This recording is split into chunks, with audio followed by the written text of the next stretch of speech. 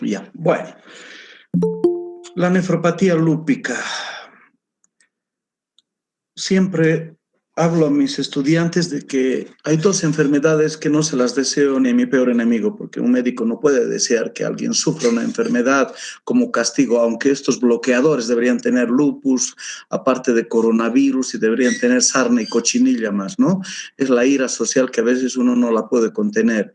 Pero si dos enfermedades conozco desde que me he formado como médico, son el lupus y la diabetes, y que llevan a la destrucción progresiva, paulatina, de la esperanza de vida, de la felicidad de las familias y fundamentalmente de los recursos humanos y recursos económicos de todas las familias y de la sociedad en pleno.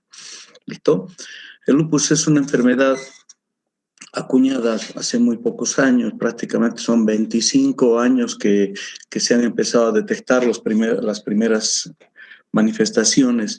No se la conocía bien porque no se conocían los marcadores de autoinmunidad en ese momento. Prácticamente se han logrado conjuncionar criterios clínicos de no, es una enfermedad de que da mucha preocupación a los reumatólogos, a los dermatólogos y a todos los especialistas, pues no hay órgano que se salve en el sufrimiento de la nefropatía lúpica. Y la diabetes después, como veamos, también. Entonces son unas enfermedades catastróficas, el lupus y la diabetes, ¿no? Bueno, acuérdense que el lupus eritematoso sistémico es una enfermedad de origen autoinmune, crónica, de causa desconocida y siempre con pronóstico reservado. No existe curación del lupus, solo existen medidas de control para la sobrevivencia del paciente en el que su cuerpo ha desarrollado esta enfermedad autoinmune. ¿Listo? Y dentro de los órganos afectados, entre el 40 y 60% de los pacientes van a tener afectación renal. Si un paciente sobrevive a los brotes de lupus eritematoso sistémico, tiene una oportunidad de desarrollar de entre un 40 a 60% la enfermedad renal crónica. Por tanto, el lupus debe, aparte de ser valorado por los reumatólogos, dermatólogos, debe tener un acceso multidisciplinario y seguimiento nefrológico, que al final son los que determinan el fallecimiento de los pacientes con lupus. Las complicaciones infectológicas y metabólicas provenientes de la enfermedad renal terminal. Es importante, el lupus pues afecta a población muy joven y preferentemente a las mujeres. De 17 a 35 años es el grupo etario más afectado. ¿Listo? Cuando los primeros 10 años del lupus no ha existido afectación renal, es decir, no hay criterios de nefritis lúpica, es poco frecuente que aparezca. Entonces, por la evolución se conocen lupus buenos, lupus malos y lupus horribles. Los lupus buenos son los que afectan solamente piel, tienen manifestaciones cutáneas, articulares, que se controlan con una o dos drogas y no progresan más allá. En cambio, cuando ha habido el toque de órganos más importantes, el sistema hematopoyético, el corazón y los riñones, el pronóstico es sombrío. ¿Listo? Bueno, y el otro grupo etario en la que es elevada la frecuencia es después de los 50 años, con un marcado predominio para las mujeres. ¿Listo? Entonces, extremos de la enfermedad y de predominio frecuentemente a las mujeres. ¿Listo? Ya les he mencionado que los pacientes se mueren por infecciones, por incompetencia del sistema inmune y afectación de los órganos blancos. ¿Listo? La proporción de afectación a las mujeres es regional. ¿Listo? No tenemos una estadística en Cochabamba, pero de más de 80 pacientes que he visto en el curso de mi vida, solo 2 han sido varones. Entonces, fíjense, la proporción es importante en nuestro medio. ¿Listo? Entonces, 40% desarrolla la afectación renal terminal, ¿listo? La incidencia en poblaciones europeas es de 1.8 a 7.6 casos por 100.000 habitantes, ¿listo? La etiología hasta el momento es desconocida, no tenemos un factor iniciador, sino simplemente la intercurrencia de muchos factores y trastornos de nuestra inmunidad. Se han visto con elevada frecuencia que gemelos monocigóticos, es decir, gemelos que han compartido placenta y bolsa, ¿listo? Desarrollan el lupus casi parecidos y en un tiempo casi cronometrado de reloj en la vida de los gemelos monocigóticos. Existen frecuencia elevada en familiares consanguíneos, 5 a 12%, y familiares que comparten los haplotipos HLA, B8, DR2, DR3, DWQ1, ¿listo? Comparten con mayor frecuencia el lupus. Se han descrito lupus relacionados a un déficit congénito del C1Q, el complemento 2 y el C4. El C4 lleva la punta en todos estos hallazgos. ¿Listo? Es importante la participación de los estrógenos en la presentación del lupus en las mujeres en pleno desarrollo y al inicio de la menopausia por supresión de la secreción de las mismas, ¿no?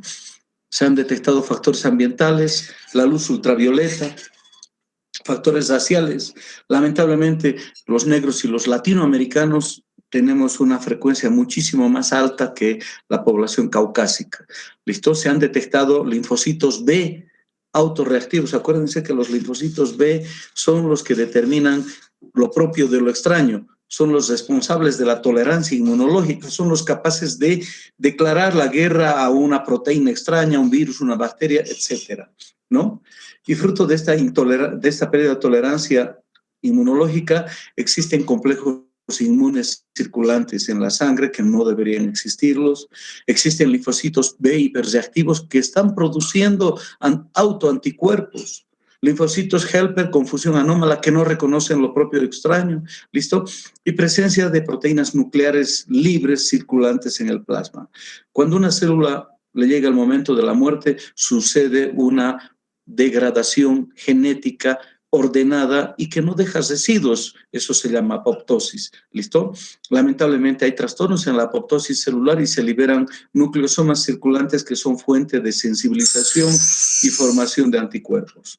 Entonces, la patogenia del lupus es multifactorial, factores genéticos, alteraciones de genes reguladores, déficit de complemento, participan hormonas, los factores ambientales, se han descrito la participación de virus, fármacos, tóxicos, etc. Todos estos factores llevan a la pérdida de la tolerancia inmunológica en los linfocitos B, que se vuelven autorreactivos, es decir, de manera independiente forman autoanticuerpos, ¿no? Existe una marcada alteración de estos linfocitos contra producción de anticuerpos para antígenos nucleares, ¿listo? Contra antígenos nucleares expuestos por una apoptosis celular anómala. Estos anticuerpos se pueden unir localmente y activan la inflamación. Acuérdense que todo complejo inmune va a activar la proliferación, la permeabilidad y la función de las células en el lugar donde se precipite, ¿no? La nefropatía lúpica va a dar lugar a formación de autoanticuerpos que son por sí solos, como el anticuerpo anti-DNA, producen lesión directa sobre la membrana celular endotelial o sobre la membrana basal glomerular.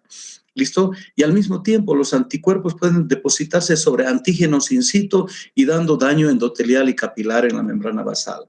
Los complejos inmunes que se han formado a distancia pueden depositarse a nivel mesangial y activan el complemento. La activación del complemento va a generar el daño de la membrana celular local y daño de la membrana basal glomerular.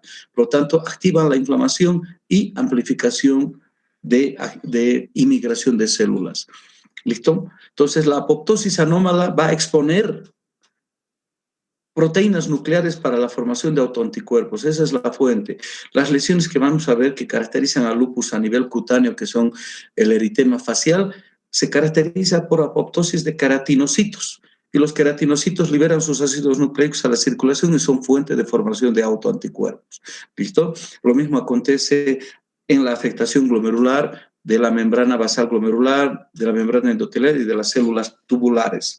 A esto sumado que los anticuerpos y los antígenos tienen carga catiónica, favorecen su adherencia a la membrana basal glomerular y amplificación de la inflamación.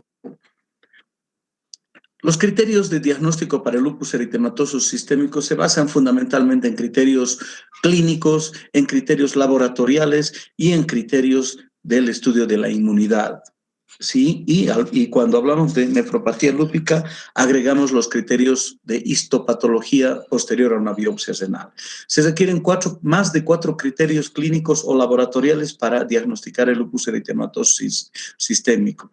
Este score de la Sociedad Americana de Reumatología tiene una especificidad del 95% y una sensibilidad del 75% en el diagnóstico clínico del lupus eritematoso sistémico. Los criterios clínicos son la erupción malar, es decir, el eritema malar, ¿no? Que no es nada más que una lesión eritematosa de la piel que se expone a la luz ultravioleta del sol a nivel facial y que respeta los pliegues nasolabiales. La erupción discoide o el lupus discoide, que son lesiones eritematosas en parches morbiliformes con aumento de la capa de queratina, ¿listo? Y lesiones foliculares pueden aparecer en cualquier parte del cuello. Estas erupciones discoides son las parecidas, son confundidas con lesiones micóticas y habitualmente reciben tratamiento con corticoide y antimicóticos, mejoran y estamos encubriendo la presentación de un criterio importante. La fotosensibilidad, que no es nada más que una quemadura inusual o reacción inusual a la luz solar. Las úlceras orales, ¿listo? Que se forman sobre todo en paladar óseo, son habitualmente indoloras y son criterios a considerar. La artritis no erosiva, es decir, que la radiografía de pequeñas y medianas articulaciones puede ser completamente normal, ¿listo? Pero sí vamos a tener dolor y a veces líquido interarticular. La serositis, pleuritis, pericarditis son importantes a tenerlas en cuenta. El compromiso renal, que se va a caracterizar por proteinuria anómala, presencia de cilindros celulares, hipertensión y caída de filtrado. El compromiso neurológico, esto es muchísimo más complicado aún, la presencia de convulsiones o psicosis lúpica. ¿Listo? Prácticamente al presente el neurolupus es una entidad que requiere cuidados intensivos, tratamientos muy sofisticados para salvar la vida de los pacientes que han sufrido compromiso neurológico. El compromiso hematológico, la anemia hemolítica con un test de Coombs negativo es la característica. Anemia hemolítica autoinmune, pero con test de Coombs negativo. Y la triada clásica que caracteriza al lupus, leucopenia, linfopenia y trombocitopenia. Estos criterios siempre son preguntas de examen y nunca se acuerdan, ¿eh? Y todas las alteraciones de la autoinmunidad, presencia de anticuerpos anti-DNA, anticuerpos anti-SM, pueden estar presentes anticuerpos antifosfolípido, anticardiolipina y el anticoagulante lúpico, que se van a acompañar de fenómenos trombóticos, miocárdicos y de sistema nervioso central con complicaciones severas que comprometen la vida. ¿Listo? El famoso marcador del LUES aún se mantiene como falso positivo como criterios, ¿sí? Para la sífilis, el marcador luético.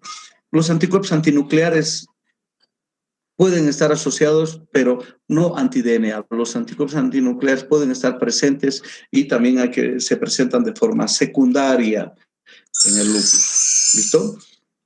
El eritema facial, fíjense cómo respeta el pliegue nasogeniano. ¿Listo? Esto básicamente es por la exposición a la luz ultravioleta del sol. La sombra de las cejas protege a la piel que está periorbitaria.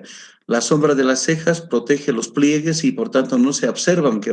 Fíjense en la imagen, podemos ver los pliegues están indemnes del eritema. Ese es el eritema clásico del lupus eritematoso. Las úlceras orales, que no tienen dolor a nada. ¿Listo? Bueno, pueden aparecer manifestaciones purpúricas en piel. Este es el eritema discoide. Fíjense, parecen placas hiperqueratósicas. Son confundidas como lesiones micóticas y tratadas con corticoide. Ahora, lo que nos interesa, la glomerulopatía lúpica. Las más de las veces los pacientes tienen esa historia de síntomas y no consultan hasta que empiezan con el edema. El edema o la retención hídrica importante hace que recién consulten los pacientes y el momento del diagnóstico del lupus es cuando existe un compromiso de la función renal. Pero, como toda enfermedad, va a tener criterios clínicos y serológicos para hacer el diagnóstico del lupus eritematoso sistémico. Y para nosotros corroborar la afectación renal, necesitamos el análisis del sedimento urinario. El sedimento urinario es lo que llamamos proliferativo, es decir, es rico en elementos de una glomerulopatía. La hematuria se va a presentar con dismorfismo, vamos a tener cilindros hemáticos, vamos a tener cilindros granulosos, la función renal puede o no estar afectada según la evolución del cuadro. El hemograma con las manifestaciones ya mencionadas de leucopenia, plaquetopenia y linfopenia. La actividad del complemento, sobre todo el C3, pues hemos dicho que uno de los factores causales del lupus es el déficit congénito de C4, por tanto, al C3 le damos un criterio muy importante de actividad lúpica, y el C1Q en orina. Los anticuerpos contra el ácido desoxirribonucleico tienen mayor sensibilidad y especificidad que los otros autoanticuerpos. La presentación clínica para sospechar de una glomerulopatía lúpica va a ser un síndrome nefrótico, es la forma más frecuente. El síndrome nefrítico puede venir como una glomerulonefritis rápidamente progresiva y con requerimiento dialítico en muy pocos días o semanas, como hemos visto el cuadro anterior. ¿Listo? Basta que exista una proteinuria patológica por encima de 500 miligramos, podemos corroborar que existe afectación glomerular y, por tanto, está indicada la biopsia renal. Estos son los criterios diagnósticos para indicar una biopsia renal. El otro criterio muchísimo más importante es que el 60% de los pacientes van a desarrollar afectación glomerular, ¿verdad? Bueno, entonces, eso es relacionado, bueno, con los anticuerpos antifosfolípidos, fenómenos trombóticos, abortos, disfunción cerebral, el anticoagulante lúpico y las manifestaciones renales nos hablan de un lupus grave. Y cuando hemos biopsiado, bueno, el estudio histológico requiere microscopía óptica, inmunofluorescencia necesariamente, y la recomendación es contar con microscopía electrónica también. Se describen 6 grupos fáciles de aprender, no se les va a preguntar, pero es importante que conozcan las características de cada uno de ellos.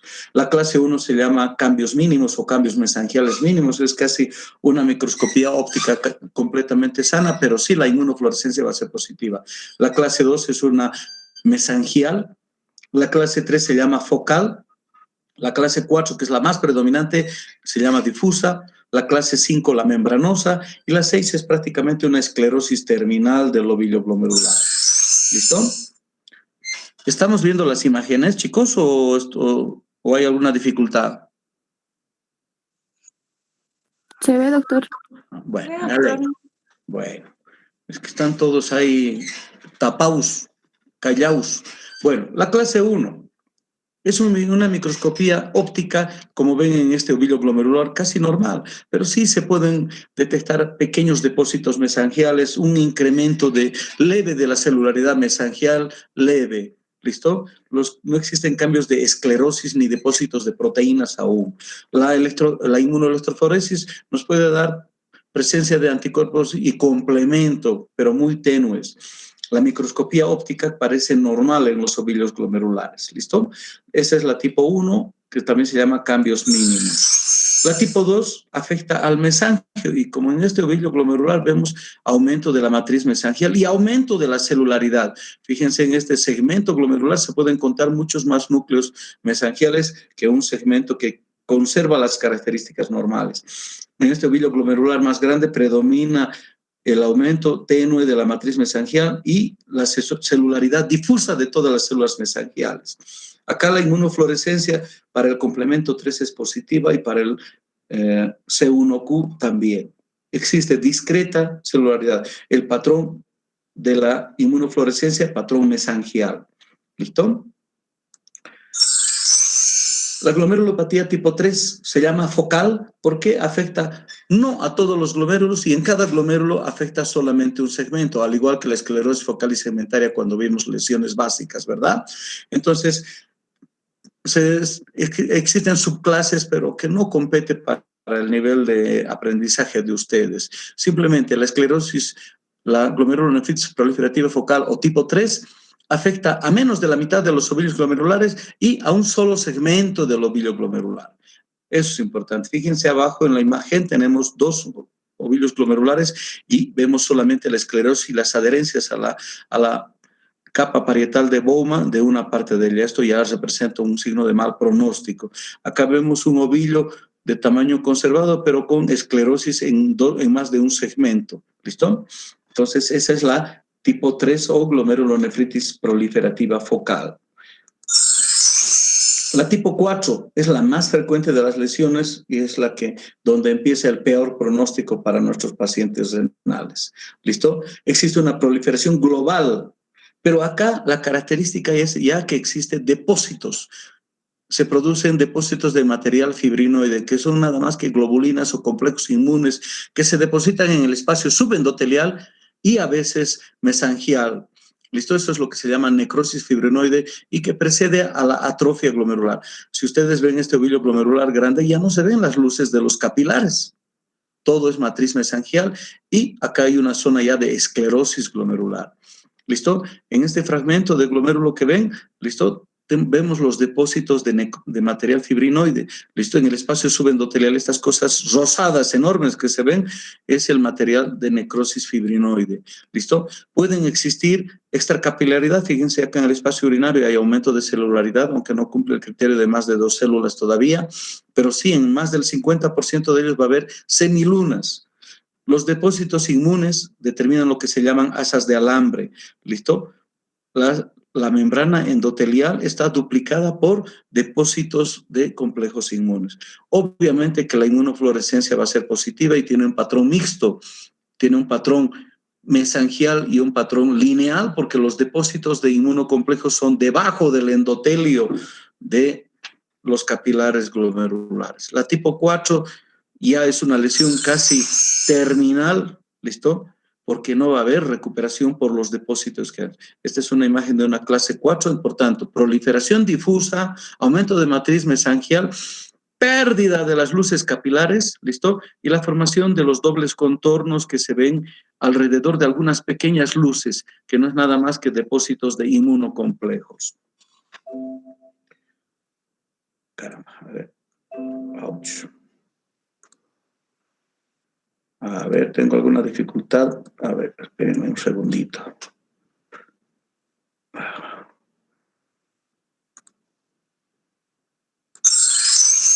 Bueno, esa era la clase 4. Y la clase 5 prácticamente es la esclerosis glomerular, donde ya no se distingue, viene como en esta imagen, ya no se distingue el ovillo glomerular, no se distingue prácticamente ningún elemento, y menos las luces capilares. ¿Listo? La esclerosis afecta al más del 90% de los glomérulos que se ven en la muestra por biopsia. Toda esta secuencia de imágenes hace que se clasifiquen las lesiones por actividad y cronicidad. Y esto les tiene que quedar muy bien claro a ustedes. Los criterios de actividad son lesiones inflamatorias recientes. Por tanto, son factibles a modificarse con la inmunosupresión o las técnicas antiinflamatorias o tal vez hasta de depuración extracorpórea. En cambio, las lesiones de cronicidad ya traducen el cambio del tejido noble por tejido cicatricial, tejido fibroso, colágeno, ya irreversible. Por tanto, si en las biopsias el patólogo informa que predominan los criterios de actividad, podemos dar una esperanza de recuperación de algo del filtrado glomerular. En cambio, si predomina la cronicidad, no lo vamos a someter a inmunosupresión, no vamos a generar complicaciones secundarias a la terapia instituida y vamos a dejar a la evolución a la cronicidad y a la terapia dialítica. Los criterios de actividad son la hipercelularidad de cualquiera de las estirpes, ya sean intraglomerular, extraglomerular, cuando predominan los núcleos, ¿verdad? La necrosis fibrinoide, los depósitos de inmunocomplejos pueden ser reabsorbidos por un mesangio competente aún. Las semilunas, como ya saben ustedes, en fase celular. La presencia de trombos hialinos, las asas de alambre, ¿listo? Los infiltrados leucocitarios y la infiltración tubulointersticial. En cambio, las lesiones de cronicidad, la esclerosis glomerular, las semilunas fibrosas, presencia de fibrosis intersticial, atrofia tubulointersticial, son lesiones que no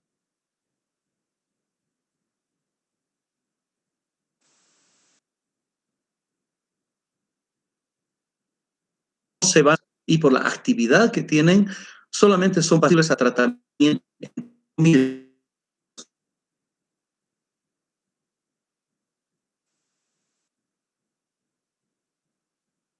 5, ¿listo? Membranos que caracterizan a la glomerulopatía membranosa primaria, es decir, tiene una elevada capacidad de resolución espontánea. Por tanto, están entre estas formas, de las formas más leves para el lupus, la 1, la 2 y la 5. Se pueden dar dosis inmunosupresoras de prednisona y si existe córticosresistencia se pueden administrar bolos de ciclofosfamida quincenales o mensuales durante 6 meses. Para las formas más graves que evolucionan necesariamente a la cronicidad, las formas 3, es decir, la focal y la difusa. También empezamos con prednisona, ciclofosfamida, ¿sí? Pero acá, fíjense, se debe mantener la terapéutica prácticamente hasta el año, ¿listo? No existe ninguna terapéutica instituida que no dure menos de 2 años, ¿listo? Fíjense el cansancio que logramos en nuestros pacientes. Durante 2 años debemos tenerlos con medicación. Y si solamente después de 2 años no constatamos una recaída, podemos decir que hemos controlado el lupus, pero la potencialidad de la recidiva o la recaída siempre van a existir. Para nuestros pacientes que tienen corticoresistencia, bueno, no, el lupus es una enfermedad grave, no nos vamos a jugar a darle solo prednisona siempre, ¿listo? Tiene que existir una asociación de un inmunosupresor antiinflamatorio versus una droga citostática, ¿no? Entonces, podemos usar la ciclosporina, el micofenolato de mofetilo. Acá les he puesto las acciones que tiene el micofenolato de mofetilo porque parecería ser la droga ideal para el lupus. Pero cuando tenemos un paciente con un lupus grave, usar el micofenolato es como tener una novia que no acepta casarse con uno. Tenemos que esperar el efecto de inhibición medular de 3, 4, hasta el quinto mes, recién aparecen los resultados efectivos. En cambio, si empezamos con pulsos de ciclofosfamida, en 2 meses tenemos resultados y respiramos tranquilos. Esta es una enfermedad crónica que no podemos contemplar la presentación de complicaciones. Por tanto, fíjense los efectos del micofenolato. Inhibe selectivamente la proliferación de linfocitos T y B. Miren, al afectar el desarrollo de los linfocitos T y B, prácticamente estamos cortando la causalidad del lupus. Disminuye la expresión de moléculas de adhesión. Reducimos la esclerosis glomerular, el daño vascular, el daño de la membrana basal, excelente, ¿no? Inhibe la migración de linfocitos y monocitos y macrófagos a la zona de inflamación. Pucha, qué efecto más perfecto en el lupus, ¿verdad? Inhibe la interacción de células presentadoras de antígeno y el linfocito, es decir, de que va a haber menos sensibilización a los linfocitos con los autoanticuerpos. Por tanto, reducción de formación de autoanticuerpos. Y algo también importante, interacción entre linfocito y efector de células blanco, es decir, que las células dendríticas, que son las que exponen los antígenos a los macrófagos para la formación de anticuerpos, van a estar interferidos por el micofenolato, por tanto, se reduce la capacidad de respuesta del sistema inmune frente a antígenos circulantes. Bueno, y el último blanco que es importante tenerlo en cuenta, ¿listo? Pelear contra los linfocitos que dan toda la sensibilización son los linfocitos de CD20 a través de anticuerpos monoclonales que se han formado en el ratón, ¿listo? Y es la droga que se conoce al presente como rituximab, ¿listo? Acuérdense, la inducción tiene el objetivo de reducir el brote renal, evitar la evolución a la cronicidad, ¿listo? A través de un tratamiento intensivo que puede durar de 3 a 6 meses. La inducción se realiza con las drogas a dosis plenas. Y cuando solamente hemos logrado una remisión o reducción de los síntomas, es decir, todos los síntomas clínicos que tenía el paciente con nefropatía lúpica, puede tener fiebre, desame, serositis, pericarditis, anemia hemolítica, nefritis con proteinuria nefrótica o no nefrótica, y logramos una reversibilidad de ellos, termina la fase de inducción y empezamos la de mantenimiento para reducir los brotes y mantener un bienestar en nuestro paciente con inmunosupresión menos intensa. El tiempo siempre se recomienda que sea hasta 2 años de haber logrado la remisión. Por tanto, el mantenimiento son 2 años después de que la inducción ha logrado revertir las manifestaciones, en este caso la proteinuria hematuria y la caída del filtro glomerular. Son condiciones muy poco frecuentes para nuestros pacientes. Luego existe la forma rápidamente progresiva, También vamos a empezar con prednisona, pulsos de metilprednisolona. Está indicada la ciclofosfamida por su efecto inmediato sobre la proliferación de linfocitos y formación de anticuerpos. Y está indicada la plasmaféresis, es decir, vamos a remover los anti-DNA que están ocasionando el daño endotelial en este caso. Se puede usar las inmunoglobulinas o suero hiperinmune para modular la respuesta de daño, ¿sí?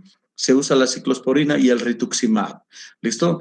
No vamos a competir cuál es nuestro preferido, pero se pueden usar en función de los recursos que tenemos para cada paciente. Los pacientes, cada uno es un libro aparte.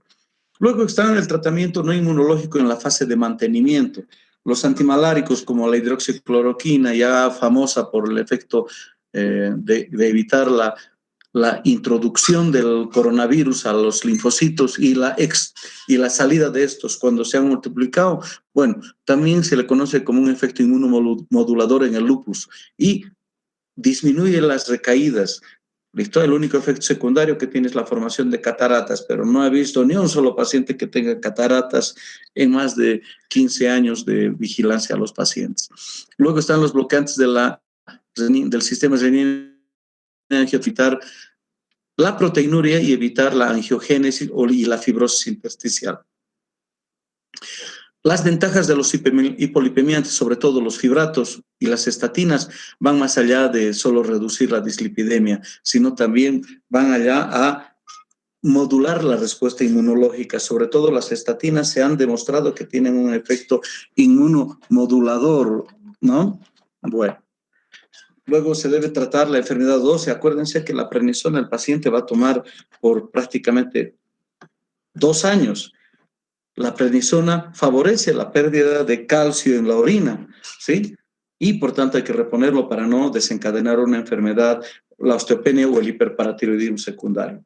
El paciente con lupus es un paciente inmunocomprometido, por tanto debemos utilizar la inmunidad en todos sus recursos, ¿listo? Es importante el apoyo multidisciplinario y también apoyar en la parte psicológica por psicología y psiquiatría, ¿listo? No hay nada peor que decirle que tiene un paciente el lupus eritematoso sistémico, ¿listo? Pucha, las anécdotas con cada uno de los pacientes que han fallecido son para llorar. Lamentablemente afecta al ser que más queremos, a las mujeres, y afectan a personas que tienen un perfil bastante interesante, son personas bastante de mucho sentimiento, que sufren por los demás. Parecería que esta enfermedad elige a las mujeres que son más cariñosas con sus padres, son madres súper protectoras, son personas muy dedicadas, son personas bien prolijas. Créanme que no conozco a una mujer que tenga un perfil de agresividad, mala educación o que sea del MAS y que sufra lupus, ¿eh? ¿Listo? Siempre afecta a mujeres maravillosas y no las quita del partido, de la vida. Bueno, acuérdense que si sobrevive el paciente, la mitad de ellos va a tener enfermedad renal terminal. Los únicos que tienen buen pronóstico, el tipo 1, el tipo 2 y la membranosa. ¿Listo? La sobrevida renal de las formas que reciben tratamiento, el promedio son 2 años. ¿Qué significa todo esto? Que todas las drogas inmunosupresoras pueden asegurarse en un lapso de 2 a 5 años la sobrevida renal. ¿Listo? Por tanto, las medidas que hacemos nosotros prolongan la sobrevivencia renal hasta 5 años. Por tanto, el paciente sí o sí va a desarrollar enfermedad renal crónica, va a requerir diálisis y trasplante. Y si desarrolla trasplante, pues la recidiva es 4 o 10% en el primer año de trasplantado. El neurolupus es un capítulo aparte, se caracteriza por la presencia de factores de trombosis arterial, ¿listo? Como secundaria la formación de anticuerpos antifosfolípidos, anticoagulante lúpido y los famosos anticardiolipina. Se asocian a fenómenos de trombosis, aborto disfuncional, trombocitopenia, disfunción cerebral irreversibles. ¿Preguntas hasta acá?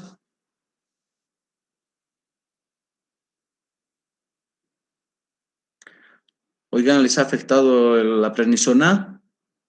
Preguntas para la nefropatía lúpica.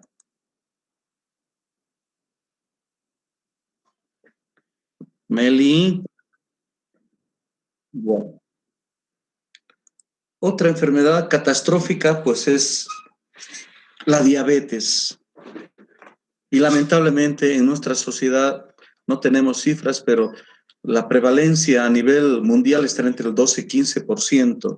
Hay unas cifras alarmadoras en nuestro medio, en Santa Cruz y La Paz, que han hecho estudios poblacionales bastante serios. Se han llegado hasta el 30% y eso es una catástrofe, es una catástrofe.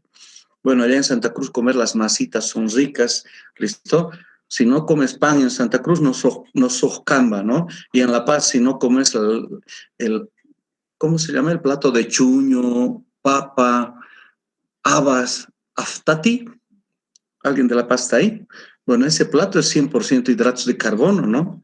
Entonces, bueno, el predominio de la dieta hidrocarbonatada y el sedentarismo, caramba, es un orgullo en el Alto que las cholitas sean gorditas, ¿no? Pero eso conlleva que también sean diabéticas, ¿no?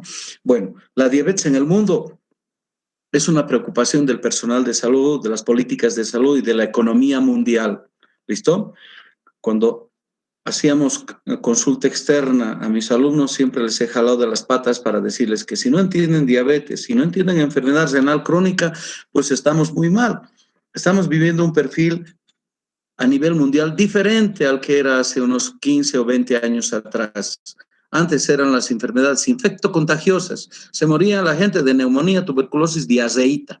¿Listo? Es más, nos enseñaban como clase práctica en primer año a preparar el suero de deshidratación casero. Guay de aquel que no sabía preparar el suero de deshidratación casero y cómo debía administrar. Nos enseñaban atención primaria en salud para hidratar a nuestra gente. Atrás ha quedado esa historia, ¿no? Ustedes ya están para neurocirugía y se están olvidando de las enfermedades que están matando a nuestra gente, como la diabetes.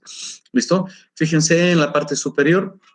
En el 2012 habían 347 millones de diabéticos en el mundo y se espera que para acá, de acá en 3 añitos más, hayan 540 millones de diabéticos en el mundo. ¿Listo? La prevalencia de los países, más alta de los países como México, Arabia Saudita, Líbano y Malasia, son mayor al 12%. Nuestro país está descubierto por encima del 30%. ¿Listo?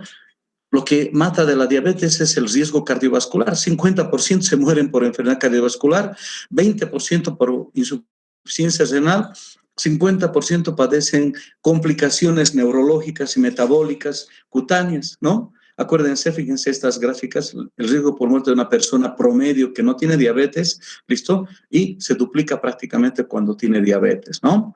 Bueno, entonces la diabetes tipo 2 es la que más predomina en el planeta. En 1920 se han escrito los primeros textos de la diabetes mellitus. ¿Listo? Se ha reconocido que era la cetoacidosis, la desnutrición, la debilidad, la desnutrición progresiva y la deshidratación. Y se los veía morir con una desnutrición extrema, porque la diabetes mellitus es eso, perder las calorías, perder las proteínas, ¿listo? Generar un metabolismo anaeróbico y sucumben con desnutrición y caquexia extrema. En 1921 se reconoce el efecto y el resultado de la insulina y a través de cultivos o secreción pancreática de cerdos se empieza a utilizar la insulina y se reconoce la importancia de la insulina en el desarrollo de la diabetes mellitus. En 1936, fíjense, ya se descubre la patología renal secundaria a la diabetes mellitus. ¿Listo? Bueno, y las siguientes décadas después del 40 a la fecha solamente estamos viendo la multiplicación de los casos. Está aconteciendo como el coronavirus, ¿no? Ya hoy día son, creo, ya 20 millones de afectados, ¿listo? En menos de 7 meses, ¿listo? En 1912, como les dije, habían 347 millones de pacientes con diabetes. Fíjense la cantidad de todos estos, el 25-45, va a desarrollar enfermedad renal crónica. La enfermedad renal crónica es la enfermedad más cara del planeta. Hace 15 años atrás, la enfermedad más cara para sostener la vida de las personas era el SIDA. El paciente que portaba el virus de la inmunodeficiencia para lograr sobrevivir gastaba entre $2,000 a $3,000 al mes. Ahora ese monto lo gastamos en el enfermo renal que requiere diálisis. En nuestro país hasta $1,500 vale el mes de tratamiento dialítico para que sigan viviendo nuestros pacientes. ¿Y eso de dónde viene? De nuestros impuestos, de nuestros recursos. ¿Listo? No los vamos a matar a los diabéticos, pero sí tenemos que apoyarlos a recuperarse, a reducir, a informarles para reducir la elevada frecuencia de la enfermedad renal crónica. Bueno, la evolución Es irremediable en cuanto a sus complicaciones crónicas, microvasculares y macrovasculares. Las enfermedades macrovasculares son el ACV, la enfermedad coronaria y la enfermedad vascular periférica que amputan al paciente de a poquito, primero un piecito, luego la pierna, luego el muslo, listo. Y está terriblemente mal. En cambio, las microvasculares son las que dejan ciego a los pacientes, las que dejan la polineuropatía periférica y la nefropatía diabética. ¿Listo? Estas 6 complicaciones son las que se llevan al paciente, además de las infecciones. ¿Listo? Bueno, en todo el mundo, la principal causa de ingreso a diálisis es la nefropatía diabética. La nefropatía diabética es un marcador de desarrollo de enfermedad renal y muerte prematura en los diabéticos. Cuando se ha presentado la nefropatía diabética en el curso de la diabetes mellitus, el paciente, su reloj lamentablemente invierte su recorrido, empieza a descontar su vida. Esa es una realidad, esa es una alarma que debemos tener. Si tenemos un paciente, un familiar, un hermano, un hijo o una madre diabético, tenemos que cuidarlos en la vigilancia de estas complicaciones. ¿Listo? La presencia de nefropatía diabética aumenta el riesgo cardiovascular 100 veces más que a la población que no es diabética. Por tanto, prácticamente la nefropatía diabética tiene un calendario de muerte cuando se presenta, ¿no? ¿Listo? Entonces, la primera causa de enfermedad renal crónica en el mundo. Lo peor es de que su mantenimiento eleva costos de atención y rehabilitación. Lo peor para nuestros pacientes diabéticos es la discapacidad. Dígame, ¿qué hace un paciente amputado? ¿Qué hace un paciente que está ciego? ¿Qué hace un paciente que tiene que ir 3 veces por semana a la unidad de hemodiálisis? Es terrible, pero cuando tenemos un ser amado que sufre la diabetes y sufre estas complicaciones, pues lo llevamos de la mano, lo llevamos a diálisis o le damos un riñón para que se trasplante y por lo menos pueda quedarse con nosotros en casa. El 35% de la población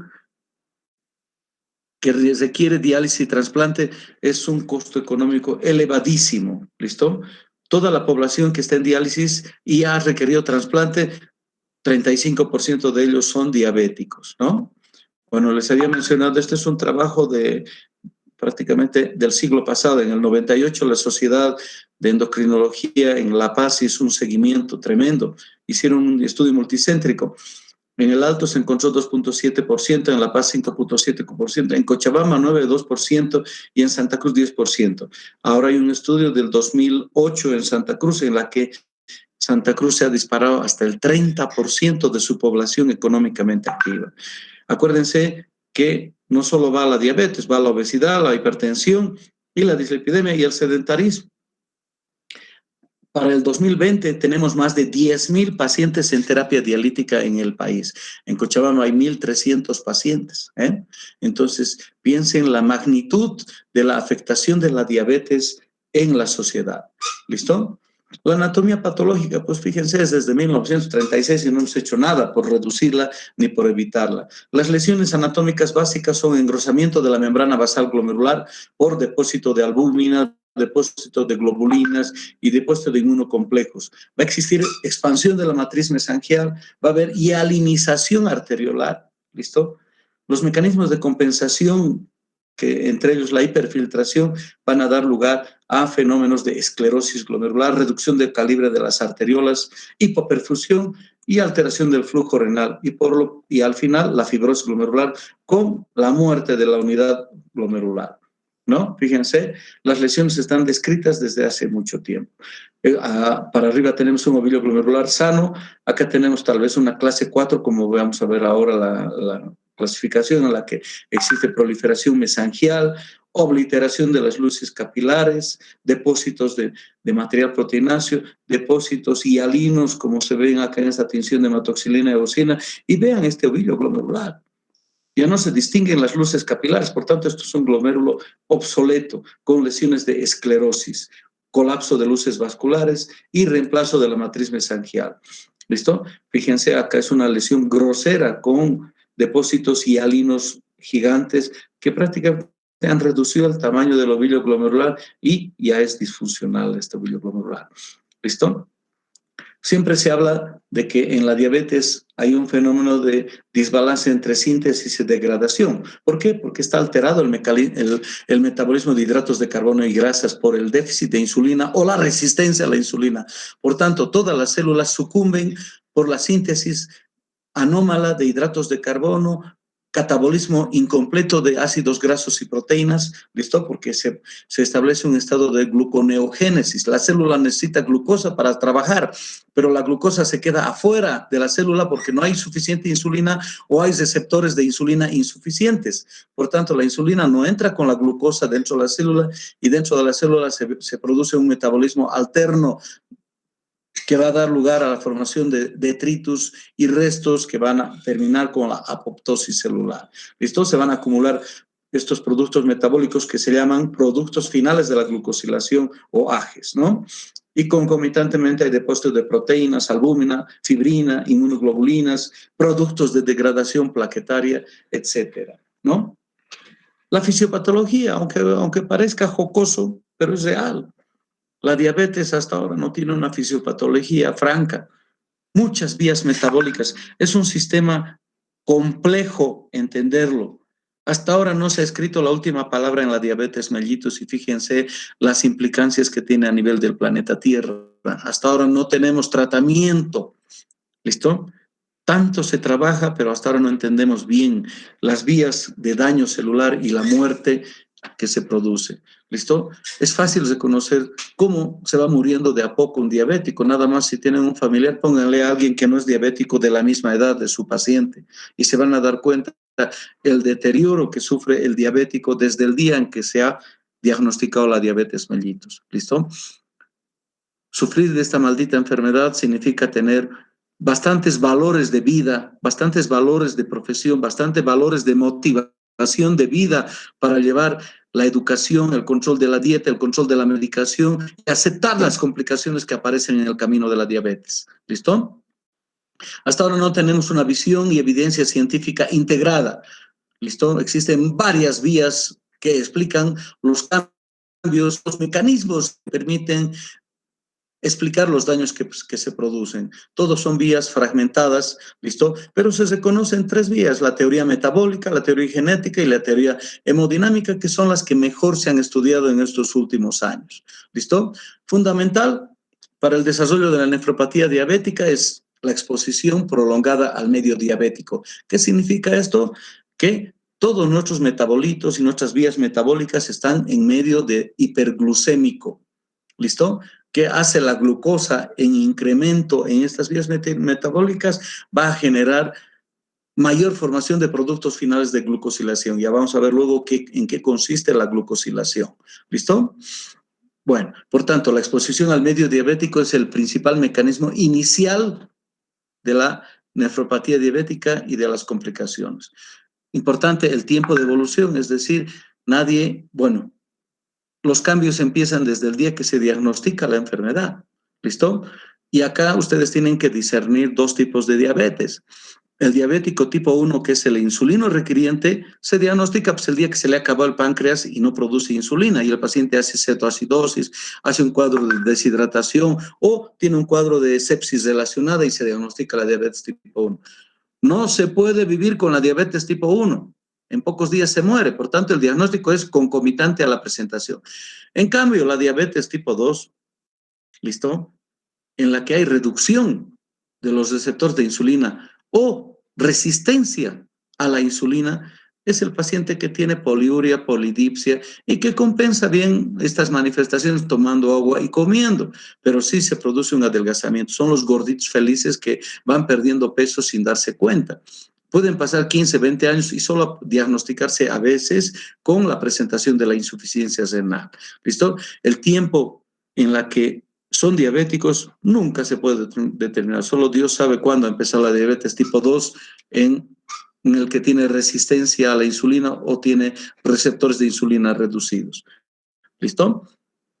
Es importante tener en cuenta los antecedentes familiares y además, si sumamos al trastorno metabólico de la insulina, la presencia de hipertensión, dislipidemia, infecciones, etcétera, van a hacer que la nefropatía se desarrolle con mayor prontitud.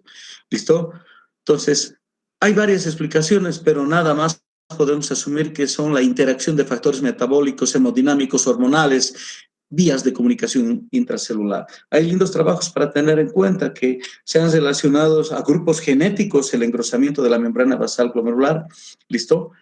Hay una historia familiar de hipertensión con angiotensinas algo distintas a las que conocemos, receptores de angiotensina diferentes. ¿Listo? Por tanto, están las teorías isoméricas de la angiotensina y los receptores. ¿Listo? Aparentemente existe mayor predisposición. Eso se explicaría sobre todo en la raza negra, que tienen una angiotensina isomórfica diferente a la raza caucásica, ¿no?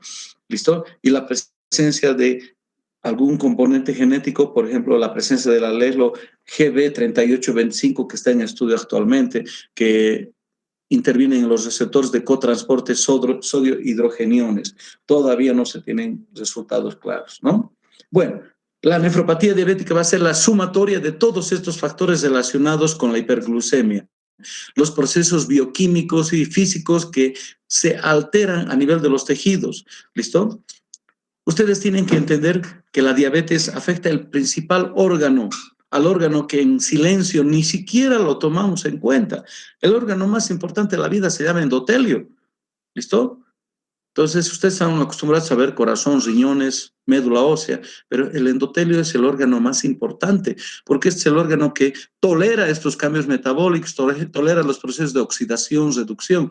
Hablando de oxidación, es el endotelio que sufre por las inhalaciones o ingesta del dióxido de cloro que están usando algunos de ustedes, infames. ¿Listo? Y se va a producir necrosis del endotelio. ¿Listo? Y a nivel del alveolo también. ¿Listo? Entonces, el endotelio es el principal órgano que sufre estos cambios metabólicos por el metabolismo alterado de hidratos de carbono y grasas y va a generar complicaciones a la larga que tienen otro nombre ya, arteriopatías, retinopatía, nefropatía y neuropatía. ¿Dónde ha empezado eso? En sus endotelios de esos órganos. ¿Listo? La microalbuminuria sigue siendo el principal marcador sensible. ¿Listo? Hemos hablado que proteinuria patológica es de 150 a 300 y la microalbuminuria está en ese rango. Y hablamos de proteinuria franca por encima de 300 miligramos. ¿Listo? Muchas de las vías metabólicas han sido estudiadas, solo les voy a dar algunas. Es muy complicado, no se les va a exigir, pero es fundamental que ustedes sepan quién es la aldosa reductasa, qué es el diacilglicerol, quién es la beta-2 proteinquinasa, ¿listo? Y qué es la glucosilación no enzimática de las proteínas, ¿listo? Hemos hablado que coexistir o vivir en un medio hiperglucémico es la condición necesaria para el daño celular, ¿listo? Y la hiperglucemia se va a acompañar por aumento de la actividad de la aldosa reductasa, se va a aumentar la activación de la vía de los polioles, ya vamos a ver de qué se trata eso, ¿listo? Aumento en la formación de productos de glucosilación no enzimática, aumento del estrés oxidativo, se afecta la activación de vías de señalización celular, incluyendo la proteinasa C. Aumenta la actividad de la diacilglicerol y aumenta la actividad de la beta-2 proteinquinasa C. ¿Listo? Todos estos van a afectar la permeabilidad endotelial, favorecen el reclutamiento y adhesión de moléculas, aumentan síntesis de citoquinas, activación del factor de crecimiento beta y el factor parecido al activador de plaquetas. ¿Listo? Y estos que generan fibrosis. ¿Listo? Activan la adhesión de plaquetas, activan la formación de integrinas y las integrinas adhieren proteínas que terminan al final en la fibrosis del endotelio. ¿Listo? Les había mencionado que el medio hiperglucémico da lugar a la formación de productos finales de la glucosilación. Son los AGEs. ¿Listo? Entonces, estos van a inducir liberación de citoquinas que inducen daño tisular directo, además hipertrofia glomerular, proliferación mesangial. ¿Listo? Muchas de las moléculas van a ser activadas desencadenando procesos bioquímicos a nivel de retina, a nivel de los ovillos glomerulares y a nivel de la vaina de los nervios. Y todos estos se van a manifestar por retinopatía, nefropatía y neuropatía. ¿Listo? Existen efectos tóxicos de sustancias que se forman en exceso, como es el sorbitol, el estrés oxidativo y la activación de la proteinquinasa C, como vamos a ver ahora. Bueno, ¿qué es la aldosa reductasa? La aldosas reductasa es una enzima que está en el citoplasma de muchas células, predominantemente a nivel del epitelio corneal, en el cristalino, en los pericitos retinales, es decir, en las células que nutren la retina de nuestros ojos, en los podocitos, en las células mesangiales, en el epitelio tubular. Fíjense, por tanto ya estamos viendo los lugares que van a ser blanco de los cambios y las vainas y las células de Schwann que recubren a los nervios periféricos. ¿Listo?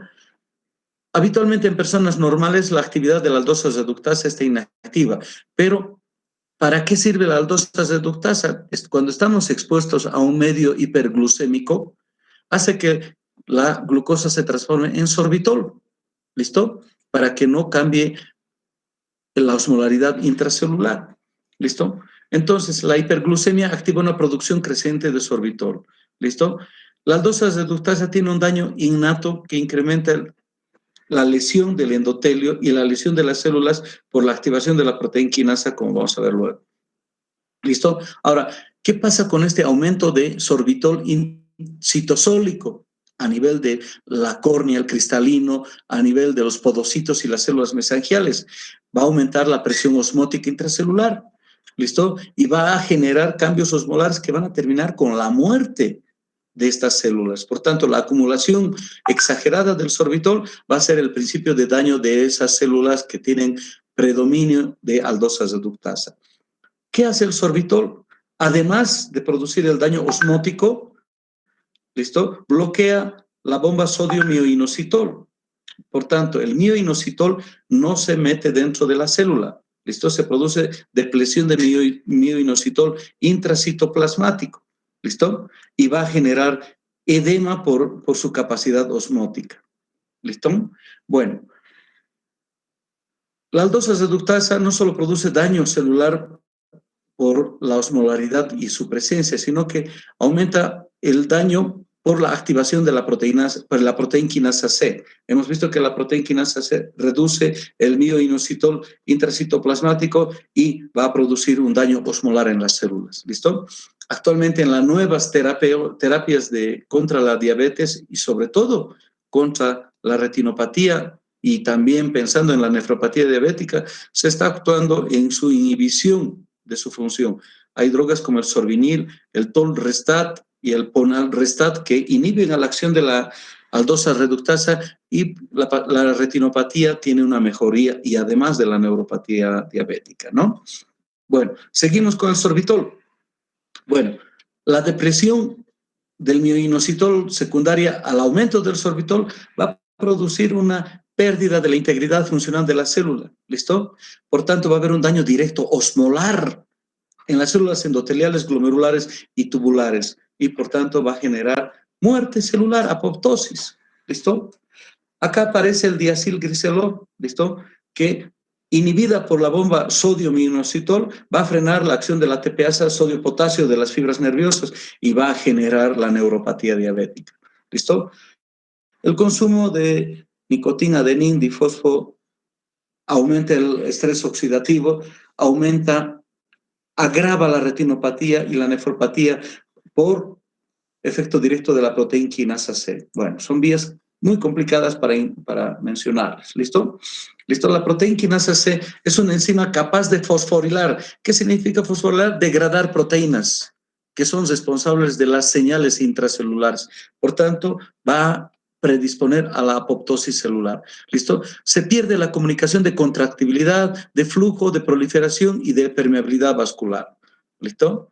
Bueno, también la proteína C activa la fosfolipasa A2, que aumenta la formación de prostaglandinas PG2 y el tromboxano A2, y estos van a alterar la formación de la permeabilidad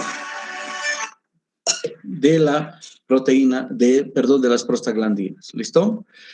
Bueno, la glucosilación no enzimática de proteínas. ¿Listo? ¿A qué se debe esto? Y esto es lo que está mejor conocido al presente. Todas las proteínas tienen una carga negativa en su superficie y la glucosa tiene carga positiva. ¿Qué va a acontecer entonces hasta en situaciones normales? Que las proteínas presentes en el plasma cargan una proporción de glucosa en su superficie. La concentración de hemoglobina glucosilada traduce eso.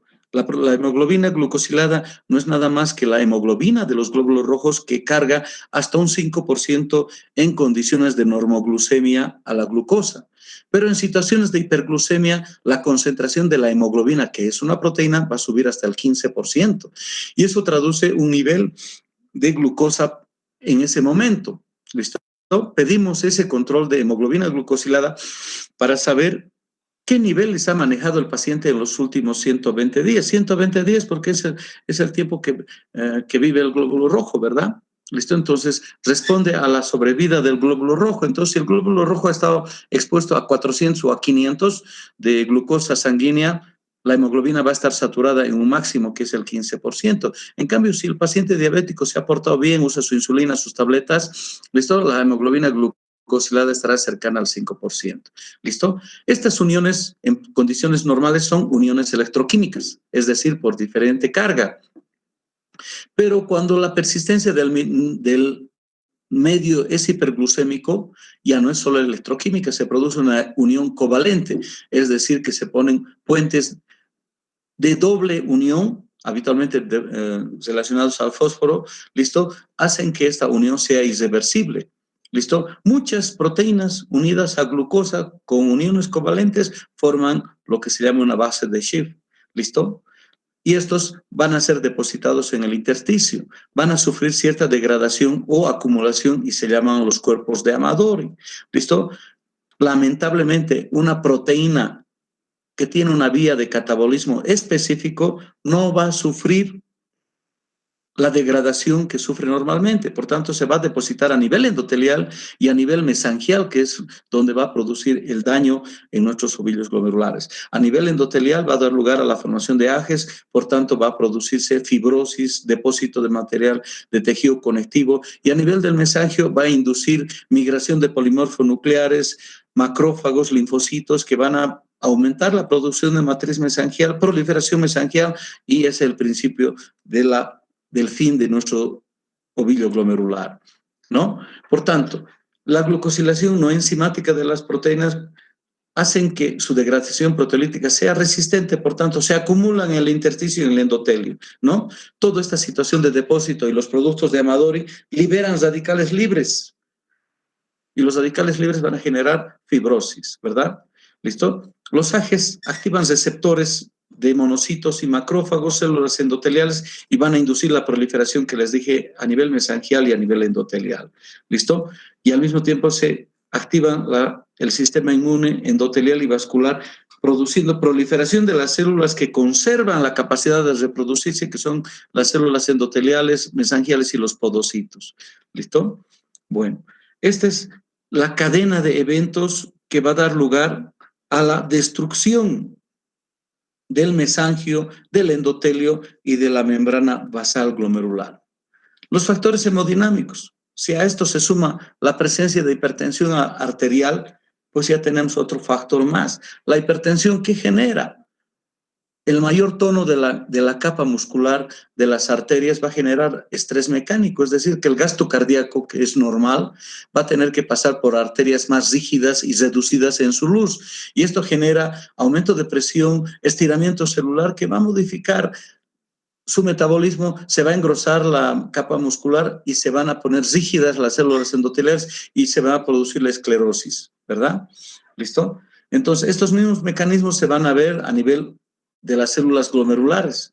¿Listo? El estrés mecánico producido por la hipertensión arterial va a generar cambios en la matriz mesangial con producción de matriz mesangial.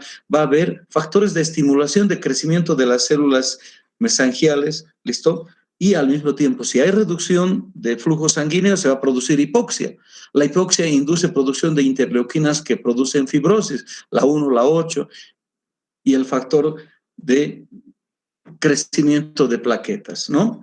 ¿Listo? Estos van a producir expresión de factores letales como el FACL que van a provocar apoptosis. ¿Listo? Acuérdense que la angiotensina 2 favorece el depósito de colágeno 3 y por tanto favorece la esclerosis glomerular. ¿Listo? Bueno, y su efecto hemodinámico de aumento de la proteinuria al estimular la síntesis de citoquinas, factores de crecimiento, etcétera, ¿no? Bueno, La angiotensina y la hiperglucemia, por tanto, son mediadores del daño glomerular a través de la expresión de factores de crecimiento epidérmico y factor de necrosis tumoral. La historia natural de la nefropatía diabética. Todo empieza en el momento del diagnóstico. ¿Listo? Las lesiones iniciales hasta los 5 años son todas reversibles. ¿Sí? Pero después de los 5 años empiezan los depósitos de proteínas, la afectación de las arteriolas, ¿listo? Y el estado de hiperfiltración glomerular que va a conllevar prácticamente a la insuficiencia renal. ¿Listo? El estado de nefropatía diabética va a ser evidente alrededor de los 15 años. ¿Listo? Y alrededor de los 20 tenemos una nefropatía establecida con enfermedad renal terminal. Y antes de los 30 años el paciente está en un programa de diálisis o necesidad de trasplante. ¿Listo? Entonces, la historia natural de la enfermedad, ¿qué importancia tiene? ¿Listo?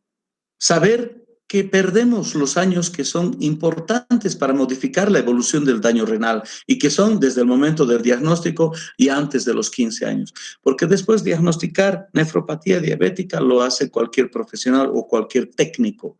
¿Listo? Entonces, nuestra preocupación siempre va a ser el manejo del enfermo diabético de manera multidisciplinaria para evitar la progresión hacia la nefropatía establecida.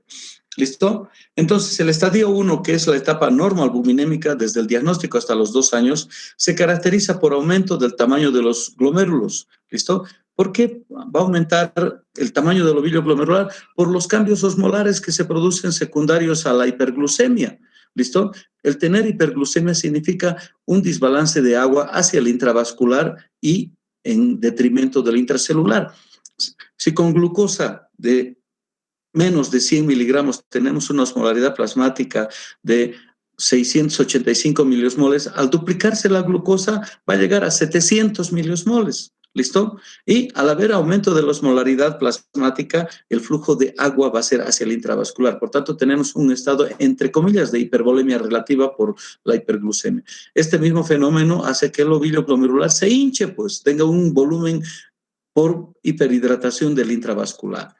¿Listo? Y además, este metabolismo alterado de los hidratos de carbono y lípidos libera muchas sustancias con capacidad osmótica que aumentan el paso de agua del intracelular al extracelular.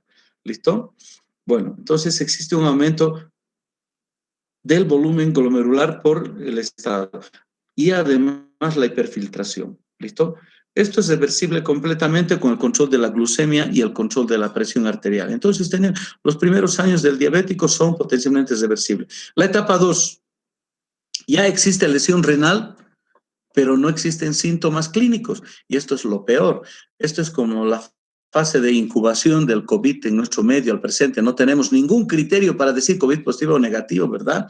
Acá entre los 2 a 3 años, después de los 2 a 3 años, se observa ya engrosamiento de la membrana basal glomerular, ¿listo? Que es por depósito de proteínas, albúmina, transferrina, inmunoglobulina y los productos de degradación plaquetaria. La función renal todavía está conservada y tampoco es positivo todavía la detección de microalbuminuria. También es una etapa que puede controlarse con el control glucémico intensivo y el control de la presión arterial.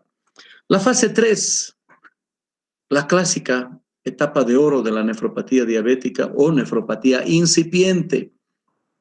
Para mí también es una fase tardía. Ya les digo, el diabético debe ser controlado desde el día de su diagnóstico y no esperar a que pasen 7 a 15 años. ¿Listo? Acá se produce ya un incremento de la excreción urinaria de albúmina, es decir, está por encima de 50 miligramos en orina de 24 horas. Por tanto, la microalbuminuria ya es positiva. ¿Listo? Está entre 50 y 300. ¿Listo? Acá el control de la tensión arterial traduce un incremento de la tensión arterial media. ¿Listo? Y van a ser evidentes procesos de esclerosis glomerular y retinopatía proliferativa en casi el 30% de los pacientes. Díganme, ¿qué diabético entre 5 y 7 años va a un oftalmólogo? Falso. Solamente cuando tiene sombras, cuando tiene escotomas, cuando tiene cosas que se le mueven en la retina, recién van al oftalmólogo, ¿no? Entonces, tanto el oftalmólogo como el nefrólogo estamos comprometidos al diagnóstico precoz en la microalbuminuria y en la retinopatía proliferativa, que no da síntomas aún al inicio, ¿sí? Bueno. Acá en la fase 3 se producen muchos trastornos. La hiperfiltración, que se caracteriza por aumento de la carga filtrada por la membrana basal glomerular, ya va a dar aumento de la permeabilidad glomerular y mayor tasa de reabsorción tubular. Vamos a verlos a los túbulos cargados de hidratos de carbono, de grasas y de proteínas por su metabolismo de reabsorción incrementado. Acá puede que no sea evidente la microalbuminuria, pero sí en la microscopía óptica podemos ver a las células tubulares cargadas de material proteináceo y de hidratos de carbono. ¿Listo? Acá, ¿qué encubre el diagnóstico de caída de filtrado? El estado de hiperfiltración, es decir, que se incrementa la facción de filtración del plasma por el estado de hiperglucemia. ¿Qué genera eso? Diuresis osmótica, pues. Tenemos un volumen urinario aumentado, incrementado por la glucosuria y además por la secreción tubular de creatinina, ¿no? Entonces, estos dos fenómenos de hiperfiltración y secreción de creatinina encubren la insuficiencia renal y tienen hiperriñones, es decir, el filtrado glomerular, si lo calculamos, nos da 130, 140 mililitros por minuto y por tanto, no tiene falla renal. ¿Listo? Bueno. Y los factores hemodinámicos y hormonales que también están activados nos van a dar lugar a retención de sodio y a trastornos de la eliminación libre del agua. ¿Listo? Entonces, fíjense que las fórmulas que tenemos para medir el filtrado glomerular van a estar normales o aumentados. Por tanto, acá deberíamos hacer una gammagrafía renal para saber que hay afectación del filtrado glomerular.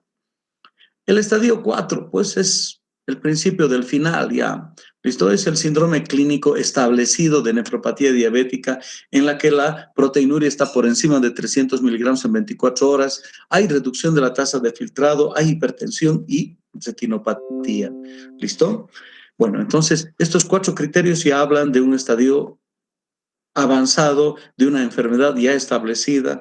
¿Listo? Y puede haber también retinopatía y bueno, lamentablemente acá ya tenemos el curso definido del paciente y antes de 5 años el paciente que está en un estadio 4 va a requerir diálisis o trasplante para seguir viviendo. El estadio 4 ya es un paciente que está en diálisis. Es el paciente que ya tiene síntomas urémicos, hiperparatiroidismo, desnutrición, retinopatía y las más de las veces ya está con amaurosis, es decir, ya no tiene vista. Su filtrado está entre 10 y 15, ¿listo? Y es el prototipo de la patología glomerular de Kimmerer y Wilson con glomerulosclerosis difusa, ¿no? Bueno, lamentablemente la diabetes gana. No tenemos cómo ganarle a la diabetes, solo la educación y el esfuerzo de un paciente de no dejarse llevar por la dieta, por la interrupción de la medicación y por no desarrollar actividad física son los únicos que interfieren en la evolución. ¿Listo? Entonces hay factores de mal pronóstico, el tiempo de diabetes, la presencia de microalbuminuria, el varón más que la mujer, la carga familiar. ¿Qué significa eso? Hay familias diabéticas, la presencia de hipertensión arterial, las condiciones étnicas, y dijimos que los negros y los latinoamericanos desarrollamos más, el control glucémico, el paciente que tiene hemoglobina glucosilada siempre elevada, pues punto. El que ya se haya establecido la hiperfiltración, exista dislipidemia y ya tenga retinopatía, ¿listo? Entonces, los factores genéticos no se los voy a dar, sobre todo están en estudio, ¿listo? Pero aunque ya no sea control del nefrólogo, pues, ¿qué debemos hacer? Solo la intervención terapéutica precoz, ella desde el inicio constituye la medida más importante para retrasar o evitar el desarrollo de la nefropatía diabética. Pero bueno, como controlar a un paciente diabético por su glucosa, por su orinita 24 horas, por su presión, es un trabajo para atención primaria de salud, pues no conozco ni un endocrinólogo ni un nefrólogo que haga prevención. Lamentablemente, esa es nuestra realidad, esa es nuestra realidad. Y todos los que decimos que hacemos prevención de la nefropatía diabética somos unos mentirosos. Actuamos más con el paciente que tiene una nefropatía ya establecida. ¿Por qué? Porque lo estamos dializando, lo estamos preparando para el trasplante, ¿no? Y son lo que más plata da, pues, ¿no? Yo no conozco un paciente, una consulta de un paciente de diabetes son 100, 150 bolivianos y tendría que venir cada 3 meses. Nah, mejor diálisis, trasplante, ¿no? Que da más plata. Lamentablemente, no tenemos una responsabilidad social con nuestros diabéticos, ¿sí? Bueno, el adecuado control de la glucemia, el adecuado control de la hipertensión, ¿listo? Bueno, hay bastantes esquemas al presente. Con apretar un dedo en el celular, ustedes pueden saber de las acciones para evitar el desarrollo de retinopatía y nefropatía, ¿sí? Es importante recomendar que 30 minutos de actividad física diaria y una dieta saludable pueden reducir el riesgo de desarrollar diabetes tipo 2, ¿listo?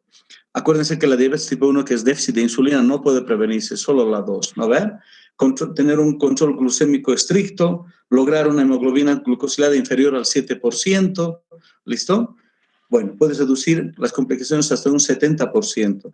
El tratamiento de la dislipidemia a través de medidas de actividad física y drogas, control de la obesidad, etcétera, van a ayudarnos a controlar la diabetes. Las estatinas son importantes, ¿listo?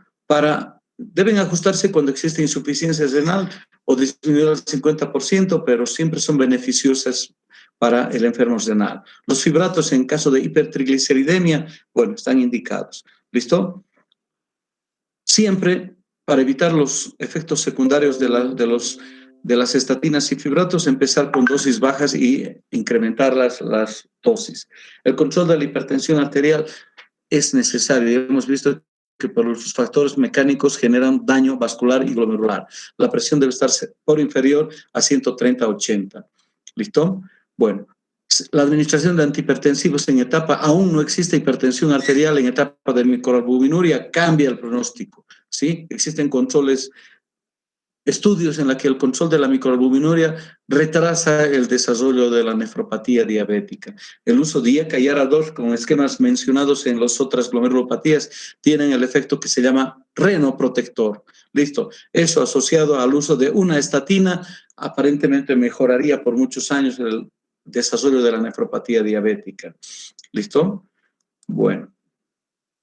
Las medidas de la hipertensión con inhibidores de la ECA, ARA2 y la dieta son importantes. Al paciente hay que educarle a ser independiente. ¿Listo? El paciente debe controlarse su presión, debe controlarse su azúcar. No debe existir esta dependencia de ir al consultorio. Por tanto, la educación debe llevarlo a la independencia del enfermo diabético, ¿no?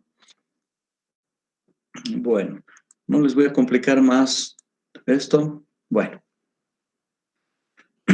La actividad física es importante, el cambio de vida, no fumar, ¿listo? Reducir el peso, no me miren, por favor. Bueno, entonces es imprescindible la actuación multidisciplinaria. Ningún especialista debe escatimar sus esfuerzos en corregir las alteraciones de los diabéticos. ¿Listo? Bueno.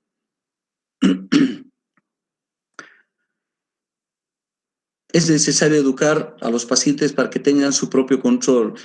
Solo así vamos a tener una calidad de vida aceptable para ellos, pensar en un peso ideal, prevenir las complicaciones agudas o retardar la presentación de las complicaciones más funestas es importante.